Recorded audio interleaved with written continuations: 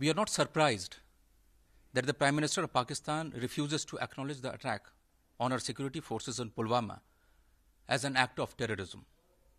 Prime Minister of Pakistan has neither chosen to condemn this heinous act nor condoled with the bereaved families. Disclaiming any link between the terrorist attack and Pakistan is an oft-repeated excuse by Pakistan. The Pakistani Prime Minister has ignored claims made by the Jaish-e-Mohammed as well as by the terrorist who perpetrated this heinous crime. It is a well-known fact that Jaish-e-Mohammed and its leader Masood Azhar are based in Pakistan. This should be sufficient proof for Pakistan to take action.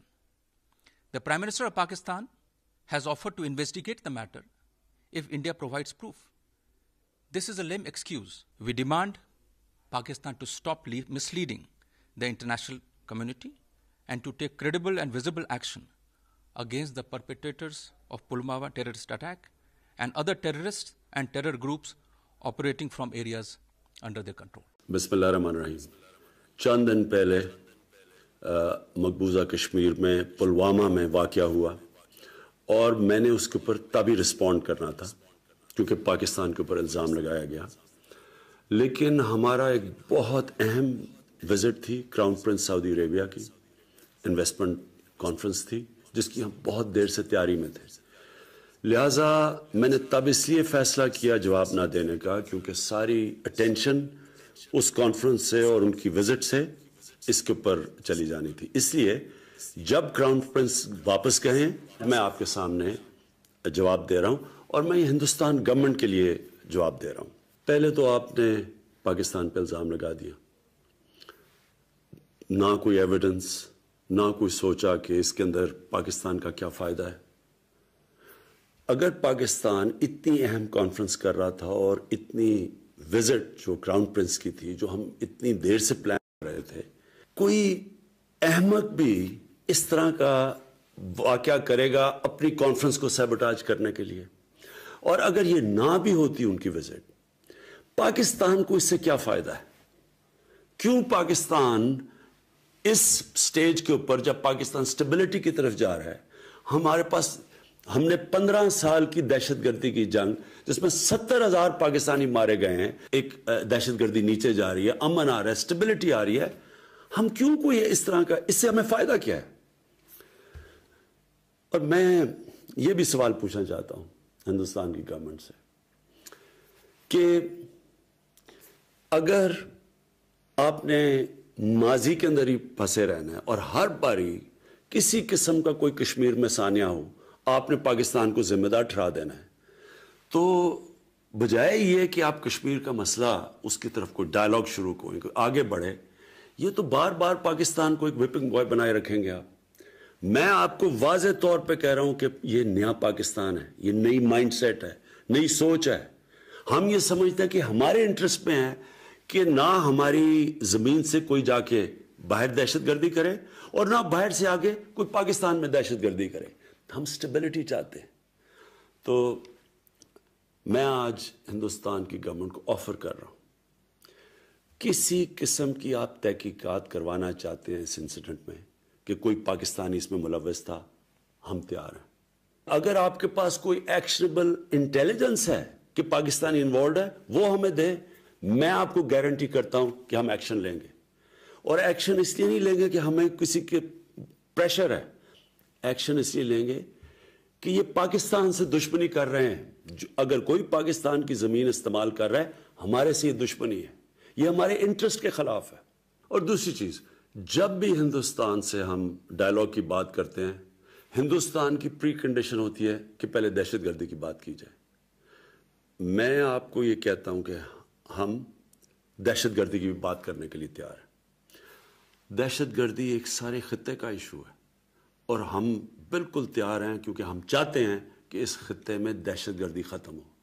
Pakistan वो मुल्क है जिस सबसे ज्यादा दहशतगर्दी से नुकसान हुआ है। 70,000 पाकिस्तानी मारे गए दहशतगर्दी में। हमारा $100 अरब से ज्यादा नुकसान हुआ है दहशतगर्दी से। लिहाजा हम तैयार हैं आपसे बात करने के लिए। लेकिन मैं आपसे आखिर में 2 चीजें कहना चाहता हूं। देखिए, हिंदुस्तान में एक नई सोच आनी चाहिए, एक इंट्रोस्पेक्शन आनी चाहिए कि क्या वजह है कश्मीर के नौजवान उस इंतहा पे पहुंच चुके हैं जो वो मौत का उनका खौफ ही उतर गया है। कोई तो वजह होगी। क्या आप समझते हैं कि ये वन डायमेंशनल ऑपरेशन, जुल्म करना, मिलिट्री के जरिए मसला हल करना, क्या ये अगर आज तक कामयाब नहीं हो तो आगे कामयाब हो जाएगा? अगर आज अफगानिस्तान के अंदर 17 साल के बाद सारी दुनिया ये तस्लीम कर बैठी है कि मिलिट्री सोल्यूशन नहीं है और बातचीत से, डायलॉग से मसला हल होगा, क्या हिंदुस्तान में इसके ऊपर डिस्कशन नहीं होनी चाहिए? और दूसरी चीज, हम हिंदुस्तान में सुन रहे हैं, आवाजें सुन रहे हैं, मीडिया पे सुन रहे हैं, पॉलिटिशियंस की आवाजें आ रही हैं कि पाकिस्तान को सबक सिखाना चाहिए, पाकिस्तान के ऊपर बदला लेना चाहिए, स्ट्राइक चाहिए। पहले तो कौन सा दुनिया का कानून किसी भी एक शख्स या मुल्क को जज, जूरी और एक्सिक्यूशनर बनने की इजाजत देता है? ये कौन से इंसाफ के निजाम में है? दूसरी चीज, आपका इलेक्शन का साल है और हम समझते हैं कि इलेक्शन में बूस्ट मिलेगी कि अगर पाकिस्तान को सबक सिखाया जाए। अगर आप ये समझते हैं कि आप पाकिस्तान के ऊपर कुछ किसी किस्म का हमला करेंगे, पाकिस्तान रिटेलिएट करने का सोचेगा नहीं, पाकिस्तान रिटेलिएट करेगा। पाकिस्तान कोई और दूसरा रास्ता नहीं होगा रिटेलिएट करने के बगैर, जवाब देने के बगैर। और उसके बाद बात किधर जाती है? हम सब जानते हैं कि जंग शुरू करना आसान है, शुरू करना तो जंग इंसान के हाथ में होती है, लेकिन जंग खत्म करना इंसान के हाथ में नहीं होती। ये किधर जाएगी बात अल्लाह बेहतर जानता है। इसलिए मैं ये उम्मीद रखता हूं कि बेटर सेंस विल प्रिवेल, हम इसमें अकल करेंगे, हिकमत इस्तेमाल करेंगे और ये मसला जो आखिर में हल होगा, जिस तरह अफगानिस्तान में, ये भी डायलॉग और बातचीत से हल होगा। साथियों, ये संयम का समय है, संवेदनशीलता का समय है, ये शोक का समय है, लेकिन हर परिवार को मैं ये भरोसा देता हूं कि उनके परिवारों ने जो स्वजन खोया है, आपकी आंखों में जो आंसू है, उन आंसू का पूरा पूरा जवाब लिया जाएगा। भारत नई रीति और नई नीति का देश है। ये अब दुनिया भी अनुभव करेगी। हमारे बहादुर सुरक्षा बल बंदूक चलाने वाला हो या बंदूक पकड़ाने वाला, बम दागने वाला हो या फिर बम देने वाला हो, किसी को चैन से सोने नहीं देंगे। भारत की ये नीति रही है, हम किसी को छेड़ते नहीं हैं। लेकिन मैं फिर साफ कर दूं कि नए भारत को किसी ने छेड़ा तो वो छोड़ता भी नहीं है। ये हमारे सुरक्षा बलों ने पहले भी कर दिखाया है और अब भी कोई कसर छोड़ी नहीं जाएगी। सबसे पहले मैं पुलवामा के आतंकी हमले में शहीद जवानों को आदरपूर्वक श्रद्धांजलि अर्पित करता हूं। उन्होंने देश की सेवा करते हुए अपने प्राण न्योछावर किए हैं। दुख की इस घड़ी में मेरी और हर भारतीय की संवेदनाएं उनके परिवार के साथ है।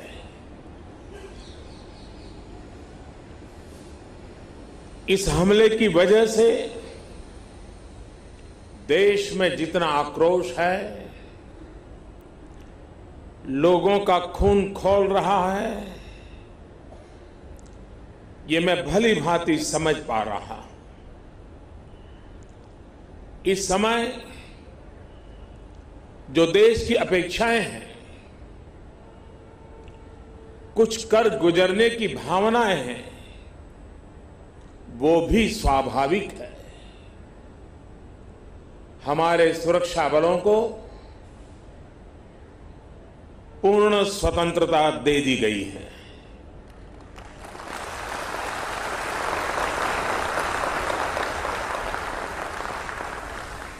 हमें अपने सैनिकों के शौर्य पर, उनकी बहादुरी पर पूरा भरोसा है। मुझे पूरा भरोसा है कि देशभक्ति के रंग में रंगे लोग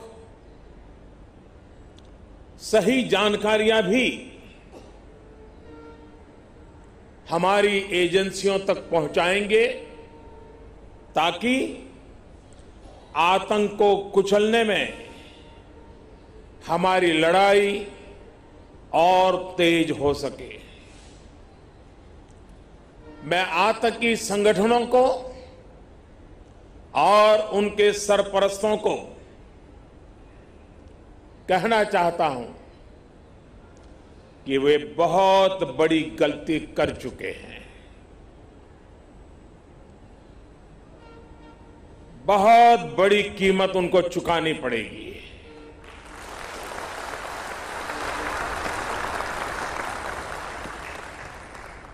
मैं देश को भरोसा देता हूं